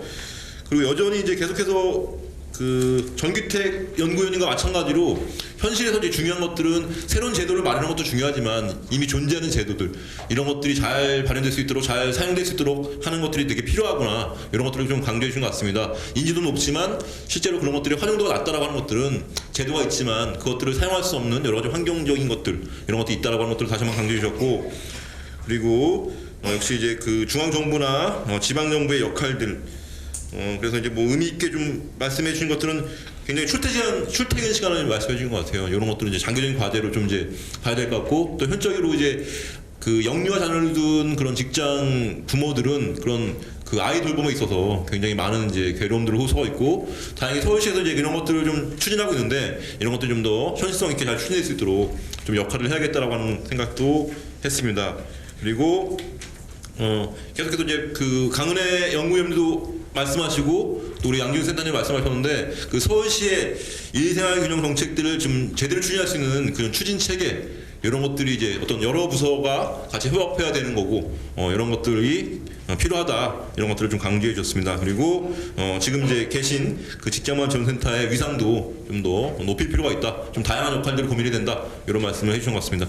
예, 다시 한번 발제 감사드리고요. 계속해서 우리 그 주식회사 뷰티클루의 이현주 대표님, 또 이제 기업에서 이제 그 대표로 일하시는 분이니까 또 어떤 내용들을 좀 말씀해 주시면 궁금한데요. 우리 이현주 대표님의 발제를 들어보도록 하겠습니다. 네. 일단 강소기업 대표로 참석을 하게 되었는데, 사실 제가 말씀드리는 의견들이 모든 기업의 어떤 의사를 대변하는 건 아니고요. 제가 현장에서 일 관련해서 제가 느끼는 점과 그 다음에 이제 구성원들이 느끼는 점에 대해서 간단히 말씀드리도록 하겠습니다. 일단 이 토론에 앞서 시민들의 행복한 삶에 관심을 가져주신 서울시와 그 다음에 관계 여러분들에게 다시 한번 감사를 드리고요. 사실 기업을 운영하는 입장에서는 그 일과 생활의 균형을 맞춘다는 게 사실 어렵습니다. 일을 선택하게 되면 저도 이제 결혼을 해서 이제 제 아내가 있는데, 아내가 저한테 그러더라고요. 일을 선택하게 되면 경제활동을 당연히 하는 게 좀 어렵고, 경제활동에 집중을 하다 보면 일을 하는 게 어려운 게 당연한 게 아니냐라고 이제 일반적으로들 얘기를 하는데, 저희가 이제 기업을 운영하는 입장에서도 사실 너무나 어려운 게 당연하더라고요. 저도 이제 근로자로서 있을 때와 그 다음에 기업을 운영하는 입장이 돼 보니까, 입장이 다르다 보니까 느끼는 게 다르고, 그 다음에 생각하는 게 또 달라지고, 행동도 달라지게 되더라고요. 그래서 저 같은 기업을 운영하는 입장에서 보면 기업은 이익이 나야 되고 매출이 나야 되는데, 그런 거에 대한 고민이 상당을 합니다. 하지만 여기에서 또 구성원들의 또 복지와 삶과 또 생활까지 고민하다 보니까 고민해야 되고 해결해야 될 게 사실상 너무나 많더라고요. 그래서 저희가 같은 기업을 운영하는 대표들을 만나서 이야기를 하다 보니까 저희와 같은 20, 30대 구성원들로 되어 있는 스타트업이나 그다음 강소기업이나 이런 기업들은 대기업이나 일반 시민들 한 달의 생활을 일주일에 다 해야 된다라고 이야기를 하더라고요. 그만큼 업무의 강도도 많고, 그다음 해야 될 일도 많고, 사실 부족한 어떤 자금력과 이런 그 인력으로 인해 노동 시간이라든지 이런 일과 생활 불균형이 오는 것을 막을 수 없는 것은 조금 사실일 수도 있는데요. 근데 이러한 것들이 대표 혼자 짊어져야 되는 게 아니라 사회와 다양한 정책들이 같이 어우러져서 이런 공감대가 좀 형성이 돼야 된다고 생각을 합니다. 그래서 제가 이제 이 토론에 앞서서 저희 구성원들한테 물어봤어요. 과연 직장인들이, 구성원들이 생각하는 일생활 균형과 그 다음에 기업인 대표로서 봤을 때 일생활 균형, 그 다음에 여러 단체에서 보는 게 다 다를 수 있기 때문에 두 가지로 나눠지더라고요. 첫 번째는 휴가를 자율적으로 쓸 수 있는 부분, 구성원들은. 그리고 근무에 대한 자율만 있으면 사실 근로 시간이 많은 거에 대한 것보다 내가 자율적이고 자유롭게 해서 내가 오늘 할 수 있는 일을 오늘 마치든 내일 마치든 내가 결정할 수 있는 시간이 되고 자율성만 보장이 되면, 그리고 거기에 대한 합당한 보상만 나한테 주어진다고 하면 오늘 저녁을 가족들하고 안 먹었다고 해서 일생활 균형이 흐트러진다라고 이야기하지 않더라고요. 그래서 제가 이런 의견들을 자주 듣고 구성원들하고 이야기를 하다 보니까 여러 다양한 정책들을 낼 수도 있고, 그 다음에 그런 정책들과 이런 복지들을 기업을 운영하면서 조금씩 저의 의견이 아닌 구성원들의 의견을 조금 들어서 회사를 운영하다 보니까 이런 기회도 생기고 강소기업에서 선정이 되고 하는 것 같거든요. 아까 먼저 발제문에서 알 수 있듯이 최근에 청년 구직자들이 원하는 좋은 회사, 좋은 직장은 단순하게 급여를 많이 주는 회사라기보다 이런 워라밸이 되어 있고, 그리고 한 가지 더 안정된 직장에 근무하고 싶어하는 수요도 많고 그런 성향들이 많아지고 있고, 그런 좋은 인재들이 그런 좋은 기업 문화에 기업에 취업을 해서 기업의 경쟁력과 성장할 수 있는 토대가 되는 것은 사실입니다. 그래서 좋은 문화와 복지를 가진 기업은 우수한 인재를 확보할 수 있는 가능성이 그만큼 높고, 그리고 그런 선순환되는 구조를 만들어서 기업은 혁신을 할 수 있고, 그 다음에 구성원의 책임감과 법과 다양한 정책이 뒷받침되어야만 이 좋은 사회로 나아가는 출발점이 되지 않나, 이런 생각들을 하면서 제가 몇 가지 의견을 드리도록 하겠습니다. 첫 번째는 앞서 말씀드린 것처럼 휴가를 마음대로 가지 못하는 이유가, 첫 번째는 눈치 보여서인 것 같더라고요. 저도 전 직장에 다닐 때는 나 때문에 괜히 다른 구성원들이 피해가 가지 않을까, 그 다음에 그런 경직된 조직 문화에 따라서 휴가를 쓰려고 그러면 회의 시간이나 그 앞에서 너 때문에 이 사람이 뭐 후임이나 뭐 선임이 근무를 몇 시간 더 해야 되고 이런 눈치가 보여서 못 쓰는 경우가 상당히 많았거든요. 그 전제는 사실 기업에서 어떤 구성원들을 믿지 못하는 그런 여러 가지 문화들이 있었던 것 같아요. 그래서 어떤 기업에서는 최근에 제가 들은 바로는 PC의 마우스가 움직인 시간을 체크하는 기업도 있더라고요. 그리고 담배를 피러 가거나 음료를 마시러 가거나 그 다음에 화장실을 가는 시간까지도 체크를 해서 그 시간을 근무 시간에서 배제한다는 이야기를 들었는데, 그걸 들으면서 저도 이제 기업을 운영하는 입장에서는 와, 저렇게까지 할 필요가 있을까라는 생각도 들고, 그리고 또 한편으로는 또 얼마나 그런 많은 구성원들의 그런 우리가 흔히 얘기하는 뭐 농땡이 핀다라고 뭐 그런 얘기도 하는데, 그런 것들을 많이 보고 느끼고 했기 때문에 아마 그런 어떤 사례들을 만들지 않았나라는 생각을 하거든요. 그래서 이런 좀 공감대가 구성원들과 기업 간에 형성이 좀 책임감 있는 공감대가 좀 형성이 돼야 된다고 생각을 하고요. 최근에 20, 30대가 가장 바라는 좋은 기업은 제가 아까 말씀드린 것처럼 휴가와 자율적인 근무인 것 같아요. 그래서 저희 기업 같은 경우에는 주로 20, 30대 젊은 구성원들로 이루어져 있는데, 휴가 가는 뭐 사유에 대해서는 사실 묻지는 않습니다. 그래서 내가 휴가 가고 싶어서 휴가 가는 건 당연한 건데, 그거를 왜 가는지, 그 다음에 뭐 때문에 가는지 묻지 않고요. 그 다음에 휴가는 전날까지만 제출을 하게 되면 휴가는 마음대로 갈 수 있는 분위기를 만들어 놓았는데, 사실 그런 것들은 기업에서 해 주어야 된다라고 생각을 합니다. 아까 제가 말씀드린 제 아내 같은 경우에는 휴가를 한 달 전에 내지 않으면 휴가를 갈 수 없고, 그리고 휴가계를 냈다가 중간에 변경이 생겨서 휴가를 변경하려고 해도 변경이 안 되는 그런 회사에 근무하는 구성원들이 상당히 많더라고요. 그래서 저는 그런 것들을 좀 하지 않아야겠다, 이런 생각들을 해서 휴가는 마음대로 마음껏, 그 다음에 눈치 보지 말고 눈치 없이 가라고 이야기를 해주거든요. 그거는 사실 회사가 해주어야 된다라고 생각을 합니다. 그래서 어떤 뭐 제도적인 뒷받침보다 기업에서 이런 것들을 제도적으로 할 수 있는 분위기나 문화를 만들어줘야 된다라고 생각을 하고요. 그거와 또 한편으로는 구성원들이 회사가 해주는 이런 배려나 문화들이 당연하다라고 생각하면 안 되는 그런 문화도 같이 좀 공감대가 형성이 돼야 된다고 생각을 합니다.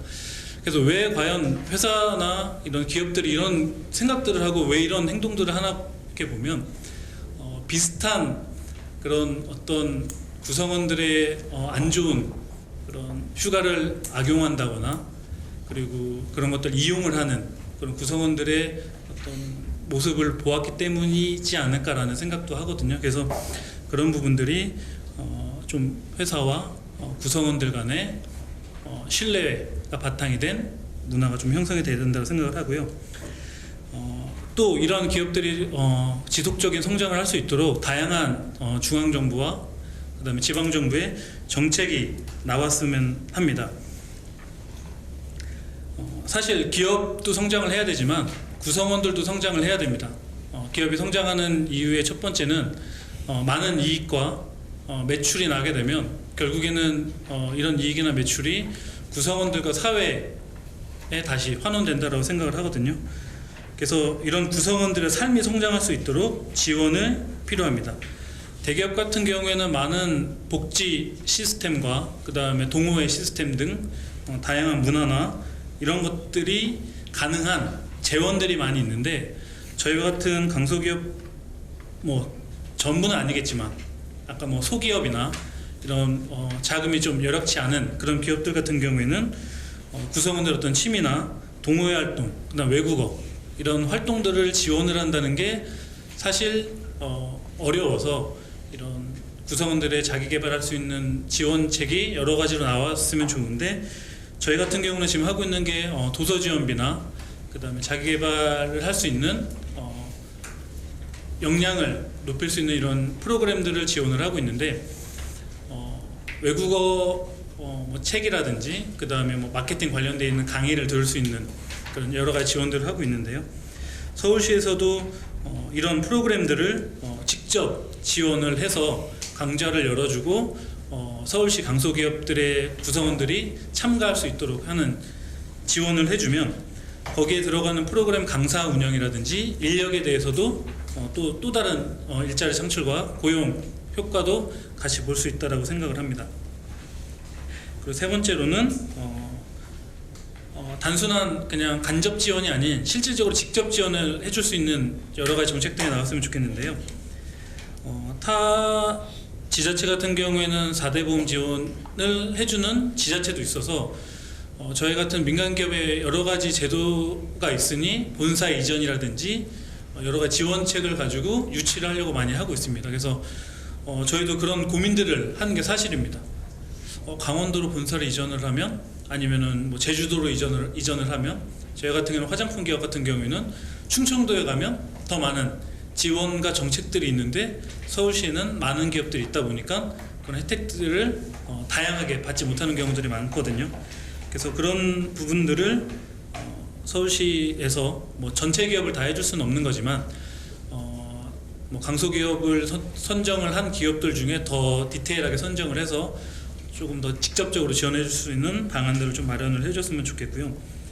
그 다음에 아까 휴가에 관련되어 있는 부분에서도 다양한 휴가 지원 제도 방안을 정책들이 좀 나왔으면 좋겠고 그런 금액이나 이런 부분에 대해서도 지원을 좀 해줬으면 좋겠습니다. 그래서 강소기업이나 이런 민간 기업에서는 다양하게 휴가를 갈 수 있게 적극 독려하고 휴가를 가게 되면 구성원들에게도 다양한 지원금이 나올 수 있는 방안들이 나왔으면 좋겠는데 저희 같은 경우에는 3년 근속 3년을 하게 되면 휴가비를 30만 원, 그 다음에 6년 차에는 60만 원, 9년 차에는 90만 원 이렇게 늘려가는 정책들을 사내에서 도입을 해서 장기 근속과 그 다음 휴가 동료를 같이 만들어 가고 있거든요. 그래서 이런 기업들이 하고 있는 시스템들을 시에서도 같이 맞물려서 좀 다양한 정책들이 좀 나왔으면 좋겠고요. 그리고 이제 대부분 이런 강소기업이나 소기업 같은 경우에는 대기업과 비슷한 수준의 복지나 그런 환경이 주어지지는 않는 게 사실입니다. 그래서 지금 서울시에서 환경 개선 부담 지원 정책들이 나와는 있기는 한데 조금 더 실질적으로 다양한 정책들이 좀 나왔으면 좋겠고요. 그리고 최근에 제가 이제 요새 문재인 대통령님이 그 권유한 책 중에 하나 90년대생이 온다라는 지금 책을 거의 다 읽어가고 있는데 사실 지금 실질적으로 근무를 하는 인원들이 20, 30대 젊은 인구거든요. 근데 그 층들이 취업을 하려고 하는 기업들이 그 책에서도 나와 있는데 저희와 같은 민간 기업이나 그 다음에 강소기업이나 이런 기업이 1순위가 사실은 아닙니다. 만약에 저 같아도 제가 서울에 4년제 대학을 나오고 내가 어느 정도 학업을 하고 공부를 했다고 생각을 하면 첫 번째에 두는 게 공기업 또는 민간 대기업 위주의 기업으로 취업을 하려는 첫 번째 이유는요, 고용의 안정성과 그 다음에 다양한 복지와 이런 혜택들이 많기 때문에 그런 대기업이나 공공기업에 더 많은 취업을 하려고 하는 것 같더라고요. 그래서 사실 여러 가지 정책들이 나오고는 있습니다. 저희 회사도 지금 전 임직원을 내일채용공제, 그다음에 여러 가지 복지 혜택 등을 통해서 대기업과 비슷한 수준의 급여를 주지 못하지만 다양한 지원을 통해서 주고는 있지만 사실 20, 30대 젊은 우수한 인재들이 저희 같은 기업에 더 많이 오려면 대기업과 중소기업 간의 급여가 없어야 되는데, 이런 간격이 없어야 되는데, 이거는 사실 기업이 풀어야 되는 숙제이기도 하고, 그리고 다양한 정책들이 더 보완이 돼야 되는 숙제들인 것 같기도 하더라고요. 그래서 대한민국 그 정부나 이런 정책들이 대기업 위주의 정책들이 사실 많은 게 더 사실입니다. 제가 저는 대기업에 임원으로 있어 보진 않았기 때문에 그 어떠한 혜택들을 받고 그다음에 어떤 정책들이 있는지 디테일하게 모르지만 세제 혜택이라든지 그다음에 다양한 이런 혜택들이 더 많은 걸로 알고는 있거든요. 그래서 대기업 중심의 사회 구조가 중소기업이나 강소기업 위주의 공감대가 형성이 되는 다양한 정책들이 좀 나왔으면 좋겠고요. 그래서 이게 단순히 그냥 중소기업을 지원을 해야 돼가 아니라 사회 근본적인 변화가 필요하다라고 생각을 하거든요. 그게 결국에는 대한민국에 앞으로 나아가야 될 방향이라고 생각을 합니다. 그래서 대기업 중심이 아닌 중소기업을 더 육성할 수 있는 정책들이 나왔으면 좋겠습니다. 그래서 이런 강소기업의 직원 복지와 우수 사례, 이런 실천 사례들을 타 기업에게 전달 및 전파할 수 있는 모범 사례로 좀 더 만들었으면 좋겠고요. 그 다음에 이런 기업을 평가할 때 성과 중심이 아닌, 그러니까 결과 중심이 아닌, 저희도 이제 인력을 채용을 할 때 보면 살아온 결과나 그 다음에 학교나 경험이나 이런 것보다는 과정을 좀 더 평가를 하려고는 많이 하고는 있거든요. 그래서 지자체나 그 다음에 중앙정부도 기업을 평가할 때 이런 과정을 좀 더 중요시하는 서울시가 좀 되었으면 좋겠고요. 그래서 저희 기업처럼 20, 30대 젊은 대표와 직원들이 대기업보다 더 멋진 기업이 되려면 회사뿐만 아니라 서울시의 다양한 정책들이 좀 절실하게 필요를 하고, 사실 기업이 성장을 하고 생존을 해야만 여기 계신 모든 분들이 일도 할 수 있고 생활도 되고, 그리고 그런 밸런스가 맞는다고 생각을 하거든요. 사실 우리나라에 대기업만 있다고 하면 사실 대기업이 들어갈 수 있는 인원도 한정되어 있고, 그래서 이런 중소기업과 강소기업이 더 성장할 수 있는 방안들이 훨씬 더 많아야 된다라는 생각을 해서 저희 같은 기업들이 좋은 일자리를 많이 창출하도록 하겠습니다. 그래서 마지막으로 기업들은 눈치 보지 않는 기업 문화와 그에 합당한 보상 시스템을 좀 만들어야 될 것 같고요. 구성원은 기업과 개인이 성장에 효율과 성과로 보답을 해야 되고, 서울시는 지속적인 성장과 성공의 공유를 위한 실질적인 일자리 정책을 마련을 해주셨으면 좋겠습니다. 감사합니다. 강소기업으로 선정되신 그런 기업이시기 때문에 굉장히 모범적으로 이제 되게 이제 운영하고 있는 기업인데요. 좀 더 많은 고민들을 하시고 앞으로 더 발전될 수 있는 기업이라는 생각이 들었습니다. 다시 한번 좋은 내용 발표해 주신 대표님께 감사드리겠습니다. 예, 계속해서 그 우리 기획경제위원회 이주영 의원께서 발표를 해주시겠습니다. 일단 이런 시의적절한 토론회에 저 같은 사람을 불러주신 이병도 의원님께 진심으로 감사를 드립니다. 도대체 저를 왜 불렀을까? 이유가 뭘까 고민을 했는데요.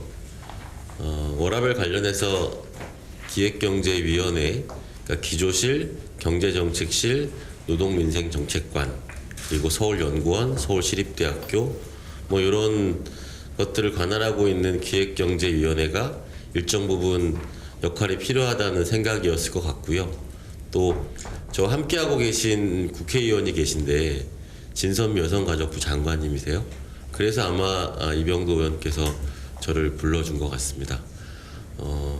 토론회 해보신 분들 아시겠지만 요 좌장 우측으로는 일을 시키는 사람들이어서 되게 길게 얘기를 하고요. 이 좌측으로는 시킨 일을 해야 되는 사람이어서 말을 많이 하면 일을 많이 해야 되기 때문에 저희는 짧게 합니다. 저도 좀 짧게 얘기를 할까 하는 생각입니다. 우선 어제 제 딸에게 물어봤습니다. 그러니까 제가 내일 토론회 나가는데 너는 출산과 육아에 대해서 어떻게 생각하냐. 지금 대학교 2학년이거든요. 그랬더니 저한테 한마디로 대답하더라고요. 워라밸이 뭔지 모르냐고. 내가 지금 결혼해서 아이 낳고 육아할 수 있는 수준이 되어 있냐고 그렇게 답변을 하더라고요. 그러니까 이제 시작이란 뜻인 거겠죠. 그래서 저한테 물어보신 게 뭐냐 그랬더니 이병도 의원이 저한테 서울시에서 청년 일자리 사업으로 강소기업들을 하고 있는데 거기에서 어떤 것들을 조금 더 보강하면 좋을지에 대해서 물론 강소기업 선정하는 과정에서 뭔가 역할을 하긴 했습니다. 그러니까 최초로 그 선정 기준에 기준표에 그 워라밸에 대한 것들을 15점 배점을 해서 그것들을 이제 하려고 하는 게 있었거든요. 그래서 물어봤습니다. 자료 요청을 해서 그러면 실제로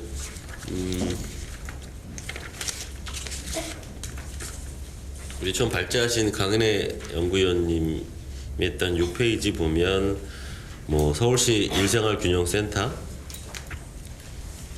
관련된 내용에서 거버넌스 부분이 있고요. 그리고 거기에 보면 뭐 그 여성가족정책과 그다음에 경제정책실, 중간지원조직, 건강지원센터, 노동권익센터 등이 있는데 그 기경위내를 좀 살펴보면 기경위에 기조실이 있어요. 기조실이 뭐냐면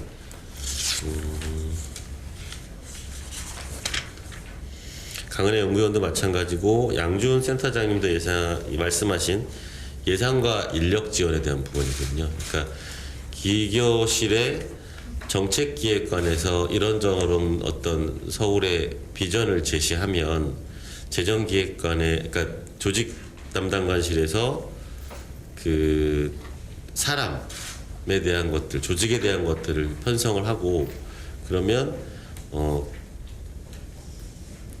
예산 담당관실, 재정기획관에서 그 예산을 주게 돼 있거든요. 그래서 아마도 이제 기획경제위원회가 무관하지 않다.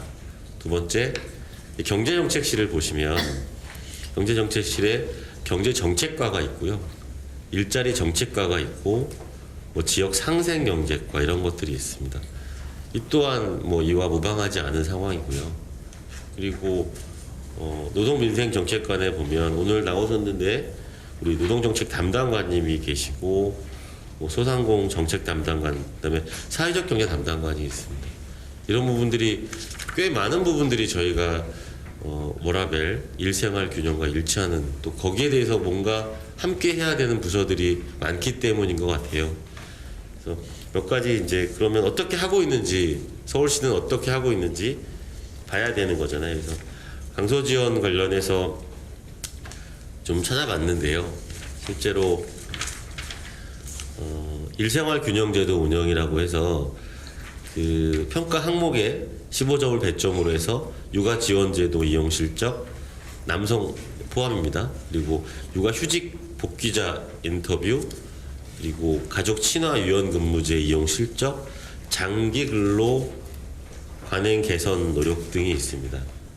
그러면 이걸 통해서 어떻게 했는지를 또 알아봐야 될 거잖아요. 말로만 하고 하지 않았으면 개선되지 않을 거잖아요. 또 강서기업 같은 경우에도 시가 이런 얘기들을 해서 하려는 노력을 했는데 실제로 배점이 되고, 또 이걸 잘하면 이거를 또 환산해 갖고 뭐 A등급은 1,000만 원, B등급 500만 원, C등급 300만 원을 주겠다고 일생활 균형 기업문화조성 지원을 하겠다고 했거든요. 그래서 물어봤습니다. 그러면 지금까지 지원한 현황을 좀 달라. 10월 달에 할 예정이다. 라는 게 이제 담당 부서의 입장이었고요. 그러면 여기는 그렇다 치고 공기업들, 서울시가 가지고 있는 공기업들은 이런 일생활 균형에 대해서 공기업을 평가할 때 심사 기준에 들어있느냐? 그렇지 않다가 답변이었고요. 그러면 여성가족정책실은 정말 어떤 식으로 이걸 하고 있는지, 그래서 제가 봤을 때 가장 큰 문제는 이 전체를 할 수 있는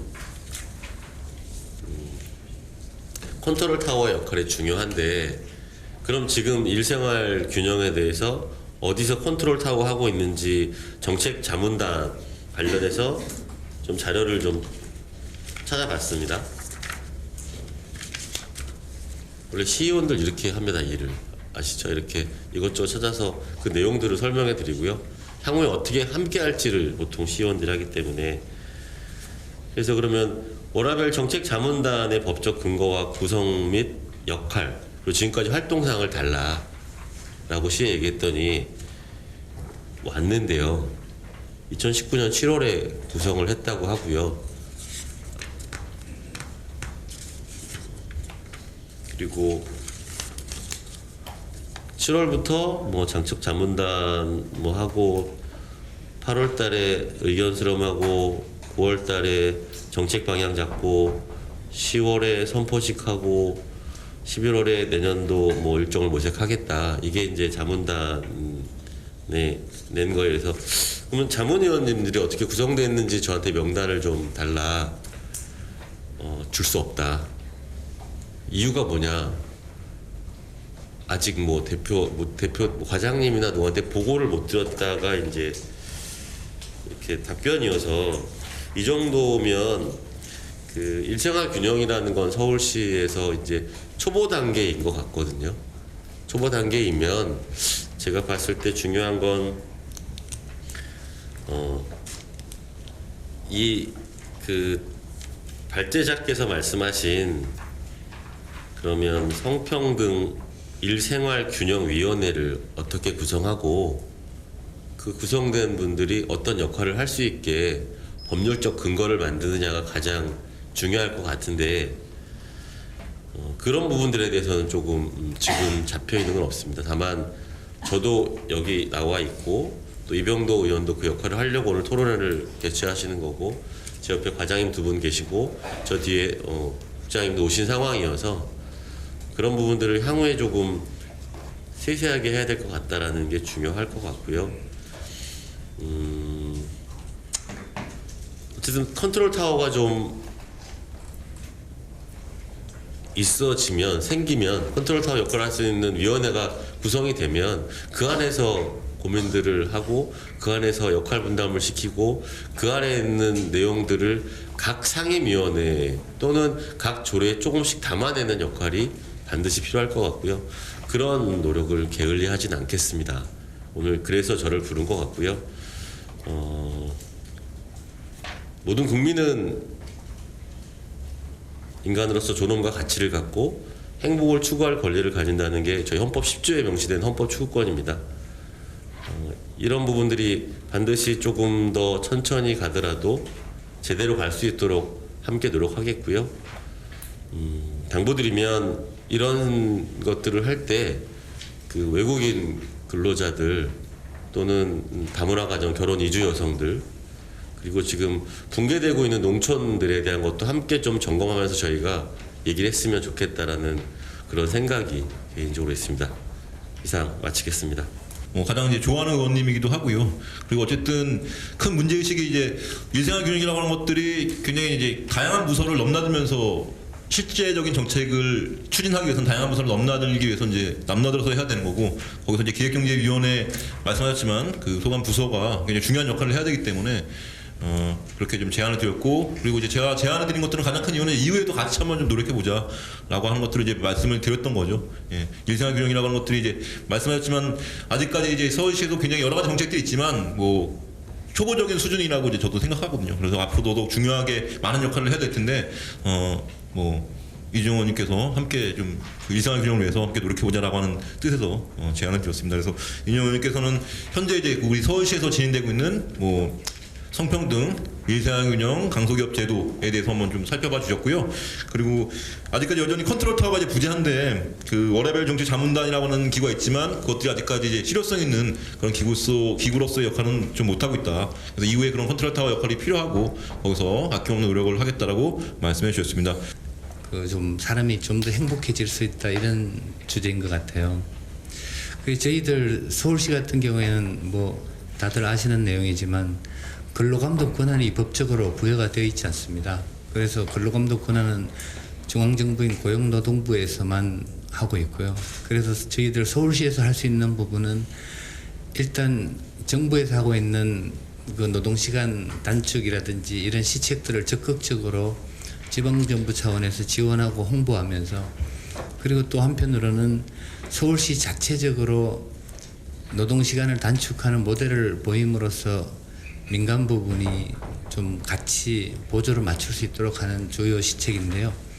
그래서 1차적으로 저희들이 2개의 투자 출연 기관을 선정을 해서 노동시간 단축 모델을 시범기관으로 추진을 하고 있는데 현실적으로 좀 막 진도가 잘 나가지는 않고 있습니다. 그 이유가 왜냐하면 저희들이 세운 정책의 기본 방향이 처음에 그 강은혜 그 박사님께서 발표하실 때는 임금의 감축 없는 노동시간 단축이 필요하다고 하셨는데, 근데 사실 임금의 감축 없는 노동시간 단축을 하려고 하게 되면 사람을 더 고용하게 되고 그럼 인건비가 늘어나고요. 그럼 투자 출연 기관들이 총액 인건비 인상 한도에 묶여 있습니다. 그래서 현실적인 어려움이 있어서 저희들은 기본적으로 임금의 감소를 어느 정도 수반하는 노동시간 감축을 계속 투자 출연기관 노조들하고 의논을 하고 있고, 그래서 그 아직까지 큰 진전은 없는 상태이지만 어느 정도의 공감대를 그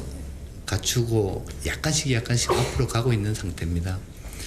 그래서 저희들이 또 하나 주목하고 있는 부분은 그 전체적인 사람의 24시간 중에서 노동시간을 줄이고 그 노동시간 이외의 시간을 늘리는 것도 물론 중요하지만 또 하나는 여기에서 이제 일과 생활의 균형이라고 표현하고 있는데, 저 개인적으로는 일하는 시간도 생활의 아주 중요한 부분이기 때문에 직장 내에서의 생활, 직장 외에서의 생활 이런 식으로 저는 나름 의미 부여를 하고 있고요. 그래서 직장 내에서의 생활도 매우 중요한 부분이기 때문에 이 직장 내에서의 생활을 사람들이 보다 행복하게 지낼 수 있도록 함으로써 전체적인 삶의 질이 올라간다, 그런 생각을 가지고 있습니다. 그래서 정부 정책도 마찬가지지만 올해 7월부터 근로기준법이 개정돼서 직장 내 괴롭힘 금지가 근로기준법에 명시적으로 규정이 됐습니다.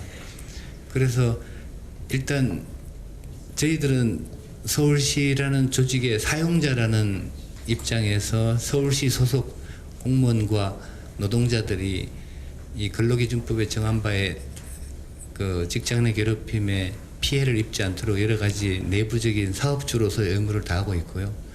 그리고 또 일반 서울 시민들에 대해서도 저희들이 직접적인 근로감독 권한은 갖고 있지 않지만 정부 시책을 홍보하고 보다 많은 시민들이 직장 내 괴롭힘의 피해를 받지 않도록 하기 위해서 저희 부서에서 민간위탁으로 운영하고 있는 노동권익센터하고 그리고 직장갑질 119라는 시민단체가 있습니다.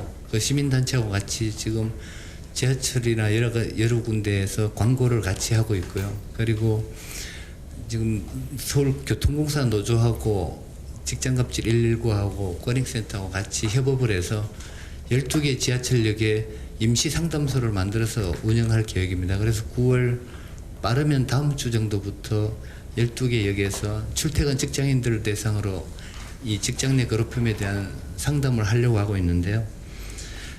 이런 일단 직장 내에서 행복해지지 못하게 되는 요인들을 저희들이 방지하고 이런 노력을 하는 것과 함께 또 하나는 최근에 서울시도 마찬가지고 국가 전체적으로 중요하게 떠오르고 있는 문제가 그 특수고용 노동자들이 매우 많이 증가하고 있습니다.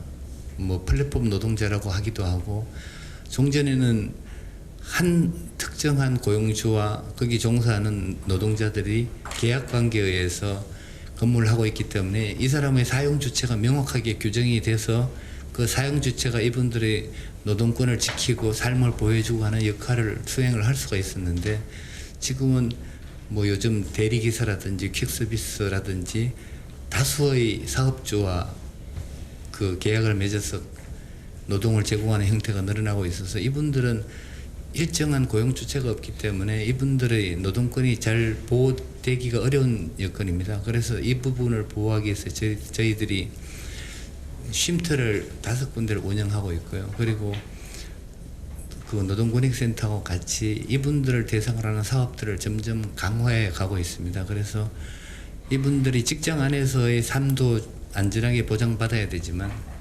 그런 노동 자체, 노동할 수 있는 권리 그리고 노동할 수 있는 일거리 자체가 좀 더 보호받기도 해야 되기 때문에 그런 부분을 최선을 다해서 지원을 하고 있고요.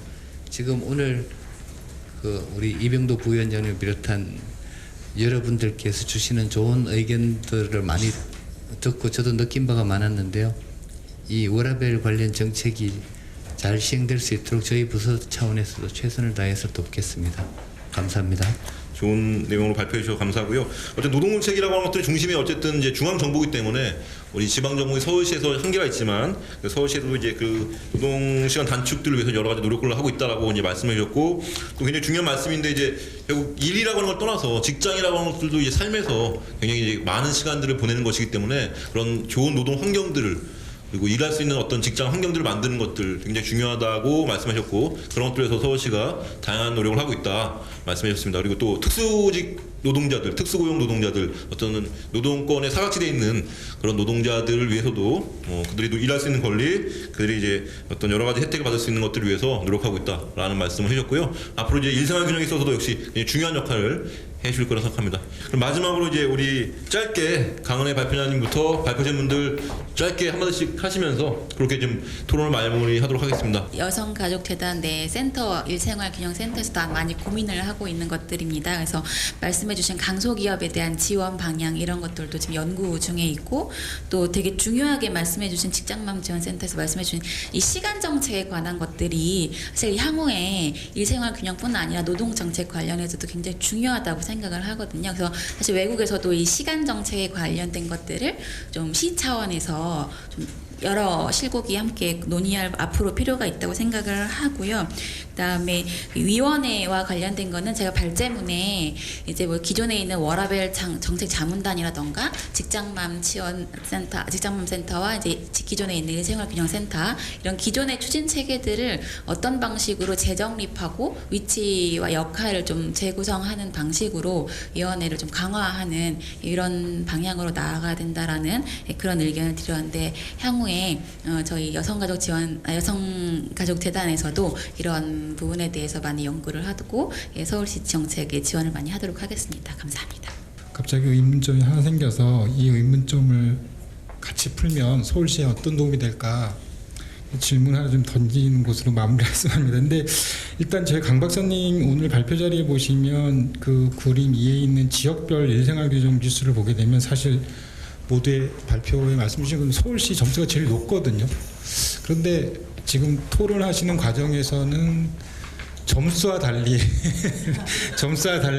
서울시의 일생활균형은 초보적인 단계라고 말씀을 하셔서 이 두 가지 갭이 왜 생겼을까에 대한 그 의문이 제가 스스로 들었거든요. 근데 이 질문은 저 혼자 해결해야 될 문제는 아닌 것 같고요. 여기 계신 선생님들께서 같이 풀어야 될 그런 질문이 아닐까 생각이 듭니다. 그래서 이 질문을 해결하시는 과정에서 아마 서울시에 지금 고민하시는 오늘 논의됐던 여러 가지 구체적인 고민들에 대한 해결책들이 나오지 않을까 그런 생각이 좀 들었습니다. 예, 감사합니다.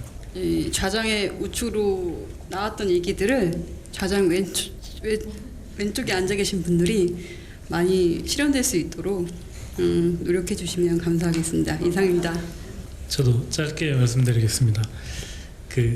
저희가 할 수 있는 거는 일과 생활의 균형을 만들어주는 건 사실 근본적으로 직장 내에서 같이 해줘야 된다고 생각을 해서요.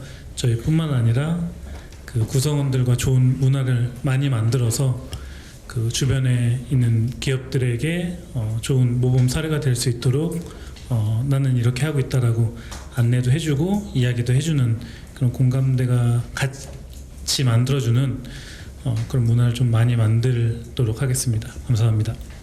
어떤 일이 진행되는 과정에서 가장 중요한데 잘 안 되고 있는 게 협치거든요.